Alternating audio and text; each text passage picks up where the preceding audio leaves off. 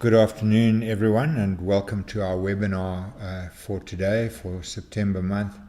Looking back over the month, it's been an exciting month, and of course, especially today has been exciting because the news is broken that the South African economy is actually officially in recession now, having actually experienced a slump in growth in the second quarter, where GDP fell by 0.7%. So the two successive quarters of negative growth, first and the second quarter, put us into a technical recession. So interesting day, but I want to start somewhere else. I want to start somewhere a bit more optimistic, and that is with Wall Street. So on the screen there, you'll see that I've got the S&P 500, and as usual, we're looking at this long correction. It's a 7-month correction that started over here with the record high at 2872. We had a 10% correction, and then we formed a base here at this level, and from that point we've moved up in a channel, and we broke above the record high of 2872 over here on the right hand side of your screen, and that obviously has happened since we spoke last. And that was something that I predicted for you, that it would happen within the next few days, and indeed it did. And now, of course, these two green candles here one represents the public holiday. We repeat the data of the day before on a public holiday. That's standard practice in these charting packages. Excuse me. So the S&P 500 has gone up to a new record high, and it's been driven up there by the high-tech companies, the so-called FANGs, Facebook, Amazon, Netflix, and Google, and other tech shares like them. Those type of tech shares are generally contained in the NASDAQ index. So I'm just going to quickly go and have a look at that so that you can see what I'm talking about. In fact, this whole boom is really technologically based, especially the last part of it. So here is the NASDAQ. I'm going to put a few more years on the screen. There you can see 2 years of data, and you can see how from this period here in September 2016, the NASDAQ has pretty much been going straight up. There's been a bit of a wobble here, but basically we're up at a new record high, and that is what is driving the S&P 500 on this other chart here. Here you can see the S&P. So this is being pushed up by those big shares that they call the FANGs, F-A-N-G-S. And I also read recently of Berkshire Hathaway, that's Warren Buffett's company, and in the second quarter of this year, their operating profit was up 67%. I mean, that is quite fantastic. Of course, Berkshire Hathaway consists of about 90 companies, most of them in America. And it's sitting on a pile of cash, 111 billion US dollars. And Warren Buffett, who's now 87 years old, is not showing any signs of retiring yet, and he keeps on building that business and building that business. But the fact that his 90 businesses in America are doing so well is a good indication of what's happening in the American economy.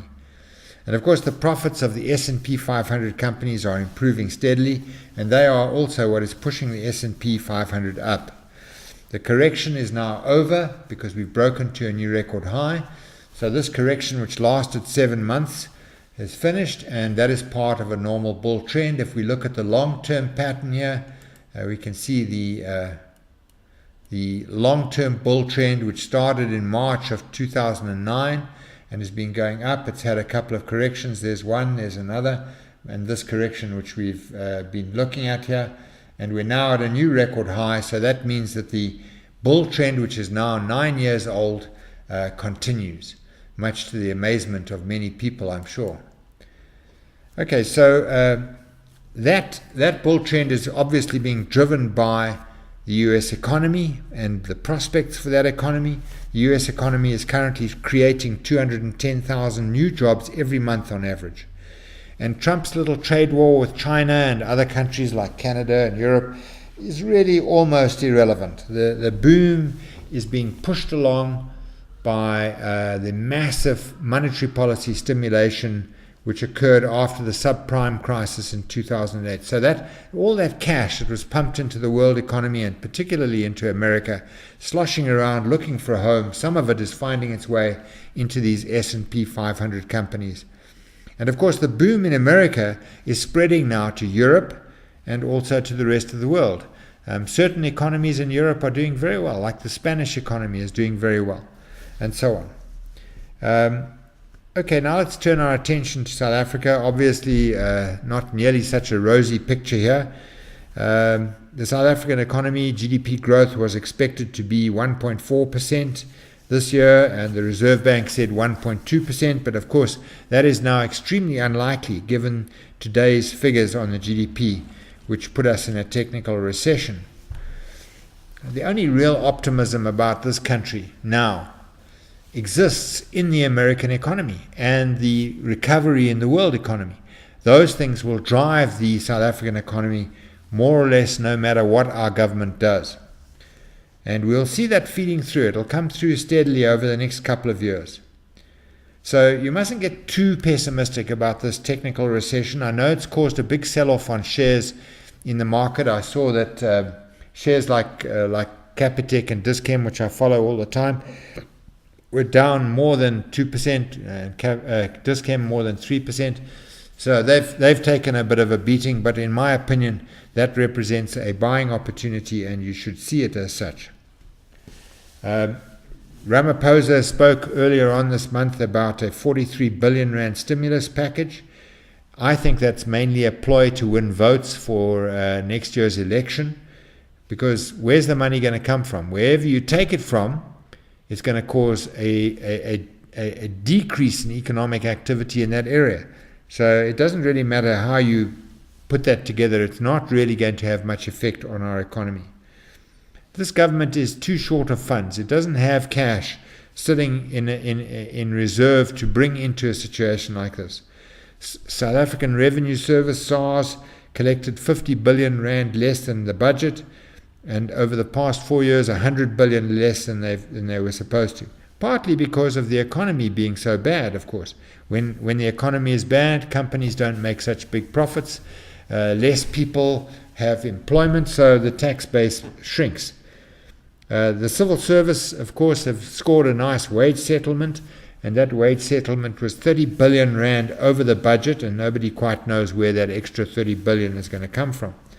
The state-owned enterprises, particularly Eskom, are also a major problem. More and more of them are demanding cash. Denel and South African Airways and so forth. The Eskom wage settlement was also way out of their budget, and again, there's nobody talking about where that cash is going to come from. Cyril Ramaphosa has shown that he's got a certain talent, and that talent is to go overseas and talk to foreign governments and get them to promise money. And so far he's generated promises of cash injections, capital injections totaling $35.5 billion US, which is quite impressive. And that did help the rand, and it also helped the government bonds, the R168, which yielded a return of 6.5% in July. That compares with the previous quarter when it was minus 16%. So that turned things around a little bit. But now with this recession on our hands, I'm not sure that we can really see that improvement any longer. It has been rumored that there will be about 30,000 retrenchments in the civil service, but nothing more was said about that, and the rumor was downplayed by the ANC. So again, I think they are scared of losing votes in the next election. The privatization of state-owned enterprises, there are about 200 state-owned enterprises, and many of them really don't need to be part of this government. And that, of course, would represent a very good source of cash. They could privatize them, sell them off, and take that cash and use it to reduce debt. So that would be a fantastic strategy, but again, it's probably not very election-friendly, and therefore they've fobbed it off. And again, also similarly, Eskom could begin selling off power stations to independent power producers with a contract and end up probably just doing electricity distribution. I don't believe that Eskom should be in the power generation business. I think it should be just buying power and transporting it and distributing it to the users and making a small profit or breaking even as a result of that activity. And of course, this negativity that we've seen has impacted on the rand. The rand, let's look at that chart there. Just quickly go down and find the rand chart. Here it is.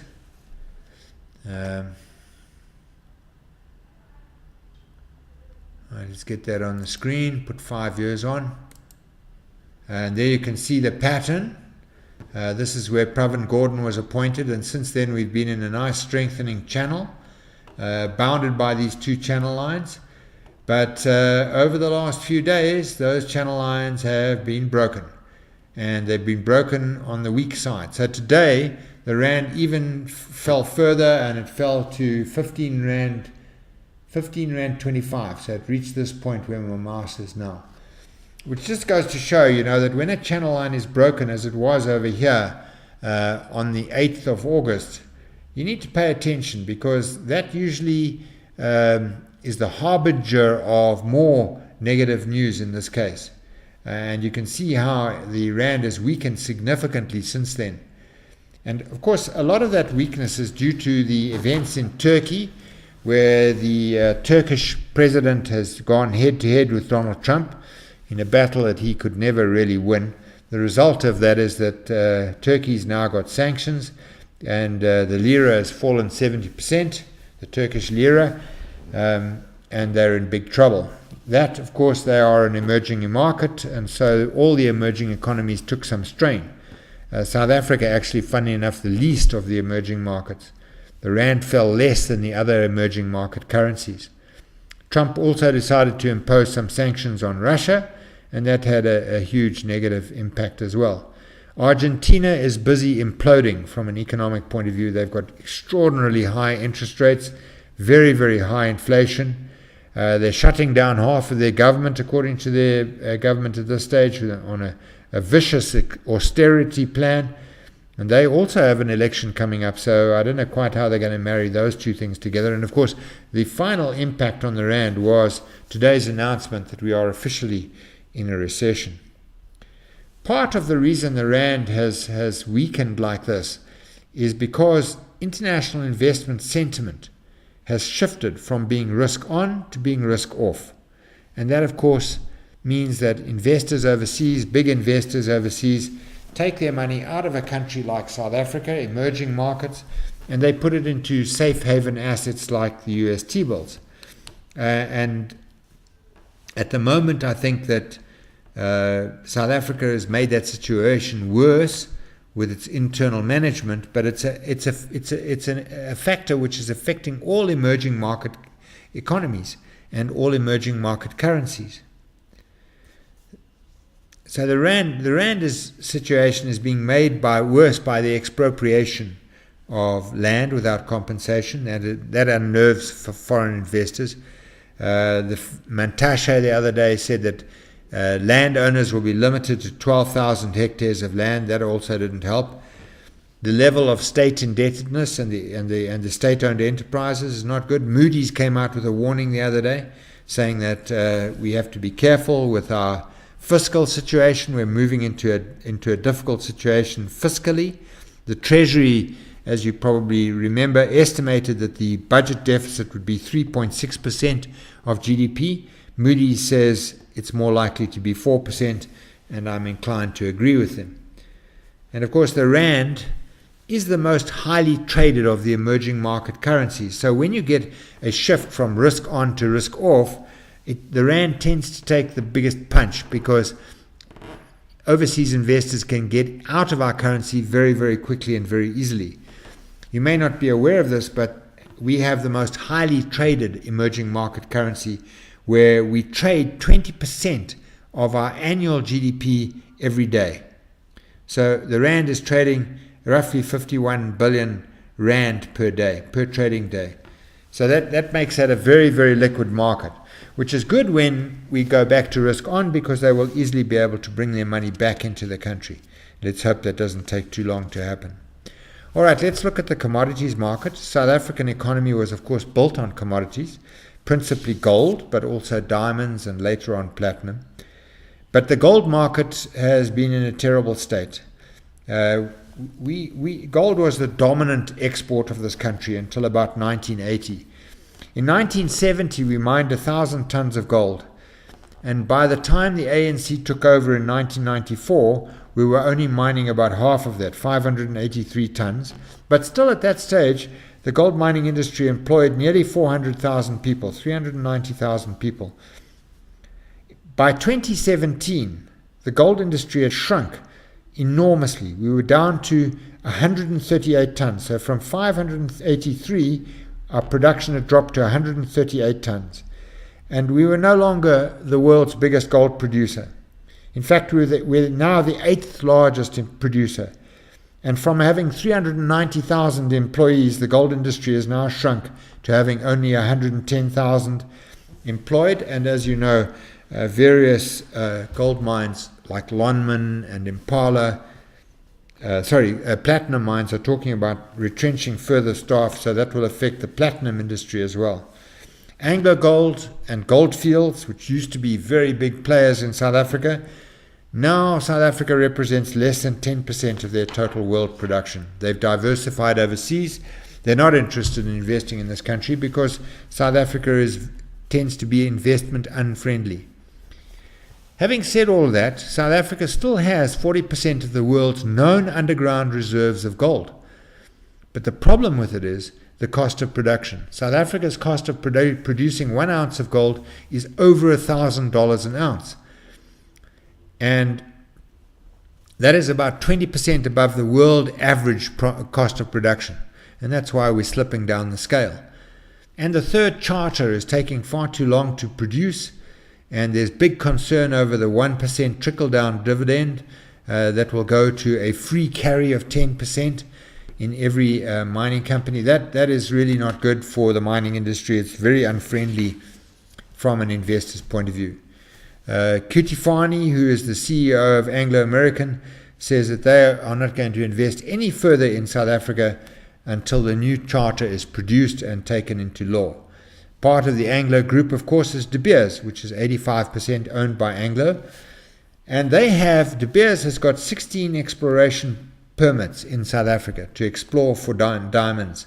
And they have absolutely no intention of following up on any of those permits at this stage, simply because the investment environment is really unfriendly. They are, in fact, at the moment in the process of closing their last remaining diamond mine in this country, and that's Voorspoed. Once that has been sold or closed, De Beers will have no longer any more diamond interests in this country. And then, of course, if we turn to the platinum industry, Impala's retrenching 13,000 of its staff. That's out of a total staff complement of 40,000. They're closing 5 of their 11 shafts. And the reason is that they simply can't make money at the current price of platinum. That price has fallen to $780 an ounce. And seriously, that drop, if we look now at a chart of the platinum price in dollars, you will very easily understand why the platinum industry is taking so much strain. Right, I'm putting 5 years on the screen. You can see it came down quite heavily over here, but now we've broken down to a new lower low. And that lower low is below $800 an ounce. And at that level, I can just tell you, most of our platinum mines cannot make money. And I fully expect that Lonmin and Impala will announce further staff cuts and shaft closures as a result of this. In the meantime, of course, AMCU, which is the big union on the platinum mines, their leader, Mr. Matunjwa, has vowed to close the platinum industry down. That's his vow. So his response to the Impala retrenching 13,000 staff is that he's going to close the platinum industry down completely. So the other 27,000 staff who still have a job will lose their job as well. Nonetheless, despite all this trouble, the mining sector is still operating, and it might interest you to know that production in June of this year was up 2.8%, so it was a net contributor to the economy. However, it is an industry which is in severe stress at the moment, particularly the precious metals mining industry. Okay, let's look at some companies now. And I want to start off by just talking a little bit about African exposure. A few years ago, it was very, very fashionable and popular to expand your company up into Africa. So businesses were opening branches throughout Africa, and it was something that investors looked for in their balance sheet. Is there any expansion up to the north? And Africa was seen as booming, and everybody should get involved in Africa. And quite a few companies did, notably ShopRite, of course, and MTN and Standard Bank. They all moved up into Africa, and now they are finding that exposure to Africa to be a problem. The Nigerian government a little while ago managed to get MTN to pay a $1 billion fine for not applying proper cell phone rules. That was the beginning of it. Now they've said that MTN must return the dividends which it paid out of Nigeria, which amounts to 120 million rand. They must return that money to Nigeria. And that, of course, is scaring the market. MTN shares fell like a stone when that news came out. And the Nigerian government has decided to fine any of the banks which assisted MTN in taking that money out. And that, of course, includes Standard Bank, which has interests in Nigeria.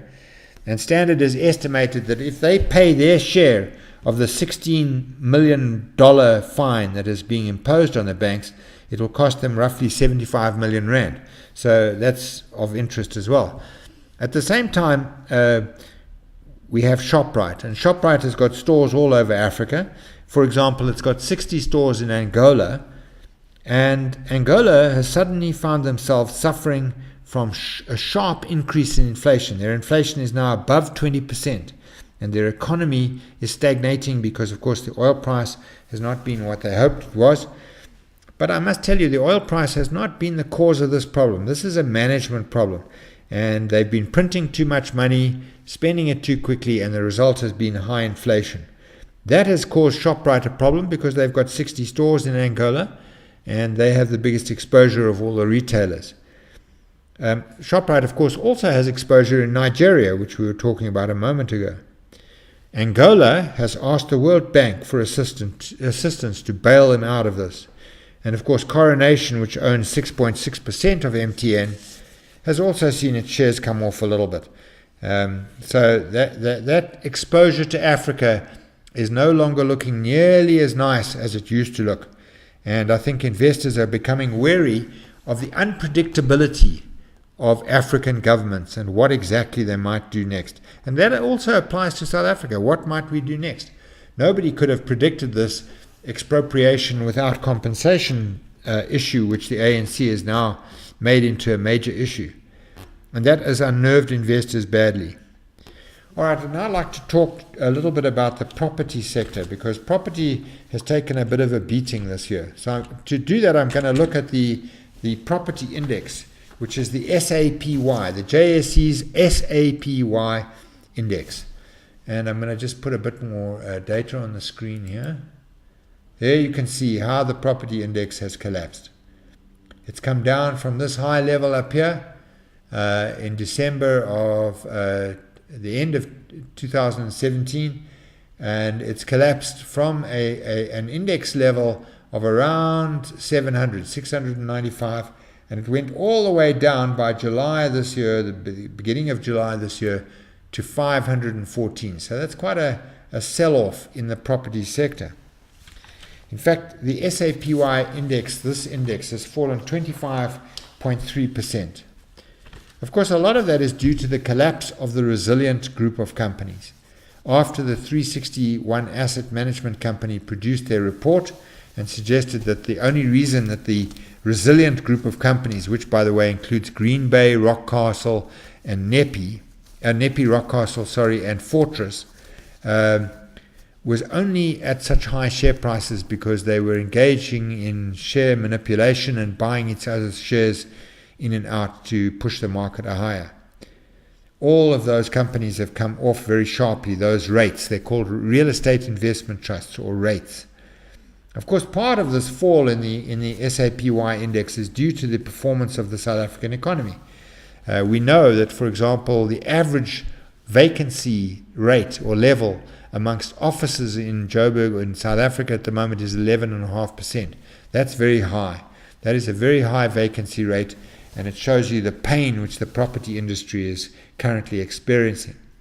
What is interesting is that the yield on property is now 9%, and that's more or less the same as the R168, which is the government's benchmark bond. And as you know, property, especially real estate investment trusts, in a sense competes with the bond market to offer the best yield. So property is now at a very low level, and to me it looks like it may well be oversold at these levels. You can see that there appears to be something of a recovery going on here, a bit of a saucer bottom, and perhaps it is now the time to start looking at property shares. Some of the shares you could consider looking at include Delta, Texton, and Equites. Those three real estate investment trusts are worth a look. All right, let's move away from property now. I'd like to talk about ArcelorMittal. ArcelorMittal, as you probably are aware, is South Africa's largest steel producer, and it is the company which has survived. Of all the steel producing companies like Highveld Steel, this is the one that has actually survived. But of course it has suffered badly, and there's been a collapse of the construction industry, which is a big user of steel. There's been a flood of cheap imports from China, which has not helped them at all, and a very depressed economy, which has generally made steel production very difficult. Nonetheless, their results to the 30th of June 2018 show that they've turned their loss, which in the previous period was just under R1 billion, into a profit of 54 million. That is largely due to the fact that exports have increased by 26%, and the international steel price is up quite strongly. So that helped them. And as you can see here, if you look at the chart, there's a bit of an island or saucer bottom taking place over here, and then it was followed by an upside breakout. And since then, the price has come down a bit, but I am optimistic that ArcelorMittal is probably on its way up now. Right, now I'd like to look at EOH. I'm sure you're aware of EOH. It is Africa's largest IT company. Been on the JSE for a long time, of course. And here you can see the picture. It made a perfect double top here, descending double top actually. And then after that, it collapsed as the share price has collapsed. Of course, during this time, even before this the second top here, the CEO, Asher Bobot, resigned. And that's always a little scary. You know, Asher Bobot was the guy that built this company up, and it was really associated with him. He was a very strong, charismatic leader. When somebody like that resigns or retires, then you can normally get a negative impact on the share price. So you've got to watch out for companies which have a strong, charismatic leader. I mean, another one that springs to mind straight away is Long for Life, which has Brian Joffe as its CEO. If Joffe resigns, Long for Life share price will come down sharply, that I can tell you now. Or if he dies or becomes ill or can't do his job for whatever reason. So charismatic leadership, in my opinion, is a strength because it can cause the company to grow just as EOH did. But it's also a weakness, a vulnerability in that company. EOH was also accused of being involved in state capture, and it was suggested that maybe that's why they did so well. There's never been any proof of that. And they're currently engaging in a BE transaction which will increase their black shareholding from 30% to 50%. They say that's essential in order to get government contracts. As far as we're concerned, this share has been falling quite heavily, put a 120-day simple moving average on here, and I'm recommending that you wait until that moving average turns and starts to rise. In other words, don't wait for the normal buy signal like you would get here. Wait for the moving average itself to turn and start to go up. Then you can start to look at the share again with interest. Okay, and then I'd like to talk about Ellie's. Ellie's is a fledgling company in the electronics industry. They make electrical products and they import some of them, and they also are big in solar power, so they produce solar power. Let's get a bit smaller graph than that. Okay, I'm just looking at the share here. You can see it's come down quite a long way, and it's trading now at about 27 cents. And what's interesting about this little company is that they brought in a turnaround artist, a guy called Adrian Bock. And he has basically done his job. He's turned the company around. So from making a loss of 7.5 cents last year, in the year to 30th of April this year, they made a profit of 8 cents. They've got a net asset value of 52 cents, which is nearly double their current share price. And I think it's a company that will benefit from any recovery in the South African economy. Obviously, you may now have to wait a little longer for that. Their debt levels came down quite nicely under his control, from 70 million to 60 million. And that obviously reduces their risk. We just think that it's a penny stock that is worth taking a look at if you have a mind to look at penny stocks. Now I want to talk about Pan-African, because I gave you a lot of negative information about the gold market just now. But Pan-African is a share which you should really take a look at. It's a company that used to run the Evander gold mine, which was an underground gold mine, but they've closed that. And now they're only involved in surface operations. So they're reprocessing mine dumps. And they reckon that from doing that, they can produce about 700,000 ounces of gold per annum. But the important thing is that they can produce it at $700 an ounce, or $326,000 per kilogram. Given that the current gold price is around $1,200 or 530,000 rand per kilogram, this makes that little company very profitable. And here you can see how the share has been moving up steadily as investors have taken advantage. We're bumping our head against a little bit of a ceiling over here, but I believe it will break up through that ceiling in due course. It's obviously also mining on the surface like this, or reprocessing mine dumps, is a very low risk occupation. You don't have to deal with all the problems of underground mines. Excuse me. You don't have to deal with faulting and flooding and very deep mines which are expensive to run. Your grade is exactly known from the get-go, and that makes it a very low-risk operation. You also don't have a huge staff of semi-skilled and unskilled workers, so you don't have the same exposure to the unions that the other mines have. So all in all, if you're looking at mining stocks, this might be one to look at. Then I'd like to talk a little bit about Metair. Now, Metair is a producer of batteries.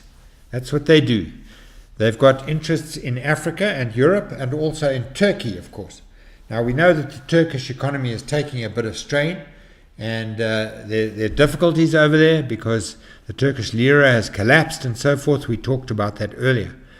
But this company is producing batteries and components for vehicles. And obviously their products are of great interest to the growing market for electric cars.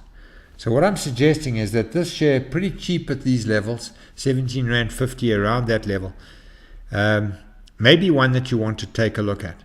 In the 6 months to the 30th of June this year, they increased their headline earnings per share by 16%, off an increase in turnover of 10%.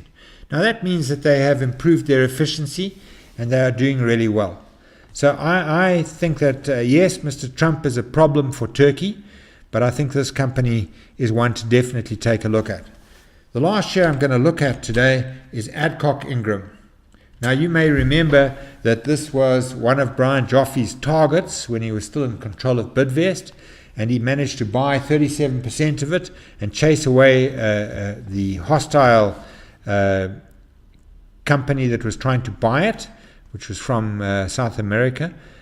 And he now basically controls the board of directors, or rather should I say Bidvest controls the board of directors. Big problem for Adcock Ingram. They produce pharmaceuticals. They're one of the biggest suppliers in this country. A lot of their business goes to the government. And because it goes to the government, it's subject to what are called single exit prices, where the government controls the increase in those prices. And this year, they gave Adcock and the other people who are producing these pharmaceuticals a 1.3% increase, which really wasn't enough. But Adcock is diversifying away from single exit price products, and it's going into baby care products, which are not regulated. What's impressive about this company is the results. The results to the 30th of June 2018 fully justify Mr. Joffe's interest in the company and his acquisition of it. Headline earnings per share were up 26% off a 10% increase in turnover, which shows that there must have been some significant improvements in efficiency. And as you can see, the share is trending up very nicely. In fact, we believe it's in a bull trend. So that's another company that you could look at. All right, folks, that about sums it up for today. I hope that you enjoyed the talk and that you got something out of it. Do not forget that there are detailed notes, and a lot of what is in the notes has not been in this presentation. You should get those notes. They should be on the website. Go and read them and see all the other issues. Thank you very much for listening to me, and I'll talk to you again next month.